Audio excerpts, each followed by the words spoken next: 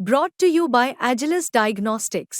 Health test की बात आती है तो मैं भरोसा करता हूँ India largest diagnostics company Agilus diagnostics. खुद को टेस्ट करते रहो। नमस्कार, मैं हूं आपका दोस्त विजय विद्रोही। आप मुझसे जुड़ चुके हैं, इसके लिए आप सबका तहे दिल से शुक्रिया। और अगले 7-8 मिनट में आपसे जुड़े रहने की कोशिश करूंगा। हमारे खास कार्यक्रम विजय फैक्टर में आप सबका स्वागत है। तो झारखंड में 43 सीटों के लिए चुनाव प्रचार का दौर थम गया है। पहले चरण में 43 सीटों पर मतदान होना है। एनडीए और इंडिया के बीच में कड़ी टक्कर बताई जा रही है। कौन आगे होगा, कौन पीछे होगा, इसके लिए 2 सर्वे सामने आए हैं। ज़्यादा चैनलों ने इस बार सर्वे नहीं किया है मोटे तौर पर। जो 2 बड़े सर्वे सामने आए हैं, बड़े या जो भी हमारे पास सर्वे हैं, उसमें लोकपोल का सर्वे है और एक और दूसरा आईएनएस मैट्रिक्स का सर्वे है। दोनों सर्वे अलग अलग तस्वीर पेश कर रहे हैं, तो कन्फ्यूज़न फैलाने की कोशिश है। लेकिन फिर भी सर्वे की बात कर लेते हैं। लोकपोल के सर्वे में एनडीए यानी बीजेपी प्लस को 36 से 39 सीटें मिलती दिख रही हैं। 81 की विधानसभा है, जीत के लिए 42 सीटें चाहिए। और उधर इंडिया गठबंधन यानी झारखंड मुक्ति मोर्चा, कांग्रेस, वामदल और आरजेडी का गठबंधन है, उसको 41 से लेकर 44 सीटें मिलती दिख रही हैं। यानी कुल मिलाकर नज़दीकी मामला तो है, लेकिन सरकार बनाने में, दोबारा से सत्ता में आने में झारखंड मुक्ति मोर्चा कांग्रेस गठबंधन बनाता हुआ दिखाई दे रहा है लोकपोल के सर्वे में। लेकिन अगर एक आईएनएस के सर्वे में जाएं तो तस्वीर बिल्कुल उल्टी है और कुछ अविश्वसनीय सी है, क्योंकि ये कह रहा है कि बीजेपी को 53% वोट मिलेगा और सीटें मिलेंगी 45 से लेकर 50। 53% वोट, 50% से ज़्यादा वोट। लोकसभा चुनाव में बीजेपी को अलग चुनाव लड़ी थी, लेकिन अपने साथियों के साथ मिलाकर भी उसको करीब 46-47% वोट मिला था। तो ऐसा लोकसभा चुनाव के बाद ऐसा क्या हुआ कि बीजेपी का वोट परसेंट 6% बढ़ता हुआ दिख रहा है और झारखंड मुक्ति मोर्चा और कांग्रेस को जहां करीब 36-37% वोट लोकसभा चुनाव में मिला था, उनका वोट परसेंटेज धड़ाम से 28% पर आता दिख रहा है। अब 53% वोट है बीजेपी का और सीटें मिल रही हैं 45 से 50। कांग्रेस झारखंड मुक्ति मोर्चा गठबंधन को 28% वोट मिल रहा है और सीटें मिल रही हैं 18 से 25। तो ये ताज्जुब की बात है, 18 से 25 सीटें मिलना, इतना ज़्यादा वोट डिफरेंस है तो कायदे से झारखंड मुक्ति मोर्चा कांग्रेस के गठबंधन को तो दहाई तक नहीं पहुंचना चाहिए। लेकिन ऐसा लगता है कि इसमें 28 जो आदिवासी सीटें हैं उस पर पकड़ मजबूत बन दिख रही है। कुल मिलाकर ऐसा लग रहा है। अन्य के खाते में 19% वोट जा रहा है और 0 से 5 सीटें मिलती हुई दिख रही हैं। लोकपोल में अन्य के खाते में 3 से 4 सीटें मिलती हुई दिखाई दे रही हैं। तो कुल मिलाकर झारखंड की चर्चा करना इसलिए भी ज़रूरी हो जाता है क्योंकि झारखंड एक मिनरल रिच स्टेट है और बीजेपी ऐसे मिनरल रिच स्टेट में सत्ता हथियाना नहीं चाहती, क्योंकि अपने खास लोगों का भी ध्यान रखना है और पैसा बहुत आ जाता है। अभी सुप्रीम कोर्ट की नई रूलिंग आई है जो ये कहती है कि जो खदानों से रॉयल्टी मिलेगी कि उसमें राज्य सरकारों की भूमिका को लेकर और उनका पुराना बकाया को लेकर जो ऐतिहासिक फैसला सुप्रीम कोर्ट ने सुनाया था, उसके बाद तो ये जो मिनरल रिच स्टेट पर सभी पार्टियों की रुचि ज़्यादा हो गई है। कुल मिलाकर 80 सीटें हैं जिसमें से 81 सीटें हैं जिसमें से 60 सीटों पर बहुत रोचक मुकाबला, कठिन मुकाबला, कांटे का मुकाबला बताया जा रहा है।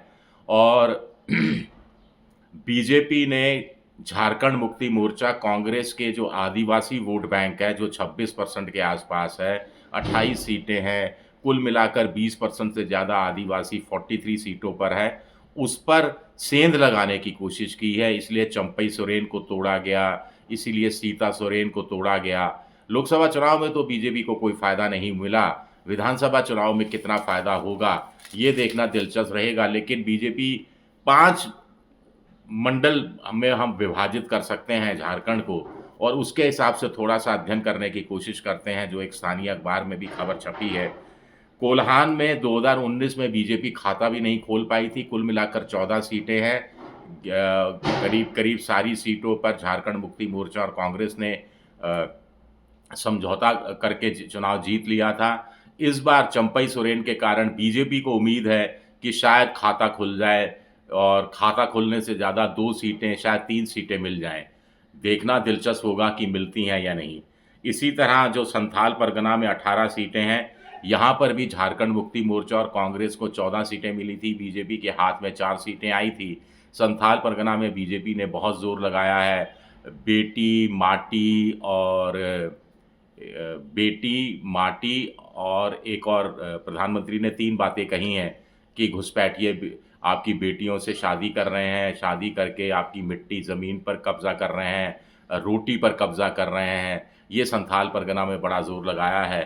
तो बीजेपी उम्मीद कर रही है कि प्रधानमंत्री उससे पहले हेमंत बिस्वा शर्मा ने जो ज़ोर लगाया, शायद 4 की जगह 6 सीटों पर पहुंच जाए बीजेपी। उत्तरी छोटा नागपुर, यहाँ पर सबसे अधिक 25 सीटें आती हैं और पहले चरण में नागपुर में की ही छोटा नागपुर की सीटों पर ही चुनाव हो रहा है।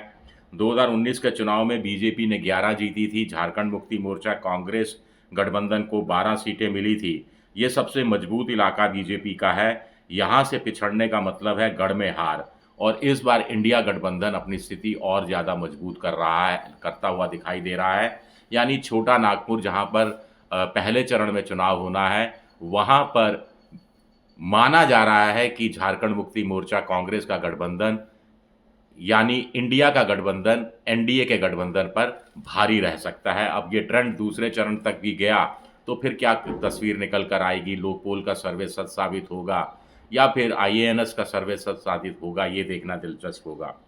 दक्षिणी छोटा नागपुर में 13 सीटें हैं। पिछली बार बीजेपी ने 5 सीटें जीती थी, बाकी बची हुई 8 सीटें इंडिया गठबंधन के खाते में गई थी।